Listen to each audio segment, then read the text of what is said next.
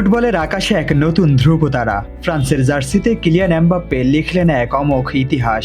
22 গোল নিয়ে তিনি এখন বিশ্বকাপের সর্বকালের সর্বোচ্চ গোলদাতা। এক অনন্য উচ্চতায় তাঁর জয়গান। ইংল্যান্ডের বিপক্ষে 6-4 গোলের সেই শ্বাসরুদ্ধকর লড়াইয়ে জোড়া গোল করে এমবাপ্পে টপকে গেলেন লিওনেল মেসিকে। মেসি দাঁড়িয়ে আছেন 21 গোলে, কিন্তু এমবাপ্পের গোল মেশিন যেন থামার নয়।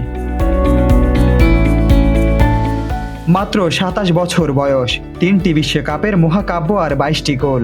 2018 সালের 4 গোল আর 2022 সালের 8 গোল, সব মিলিয়ে এমবাপ্পের পদচিহ্ন এখন ইতিহাসের পাতায় অমর হয়ে থাকবে। গোল্ডেন বুটের দৌড়ে 10 গোল নিয়ে সবার শীর্ষে এমবাপ্পে। তিনি বলেন, গোল করাটা সম্মানের, কিন্তু ইতিহাসের পাতায় নাম লেখানোর চেয়ে ফাইনালে খেলাটা ছিল আমার আসল স্বপ্ন।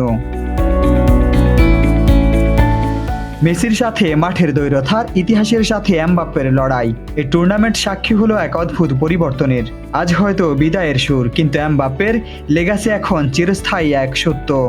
ইতিহাসের সম্রাট হয়ে এমবাপ্পে এখন বিশ্বজয়ের স্বপ্নের আরও কাছে। রেকর্ড ভাঙার এই খেলায় তিনি আজ হয়ে উঠলেন ফুটবলের এক জ্বলন্ত প্রদীপ। রাশেদ বিল্লাহ, নগর স্পোর্টস।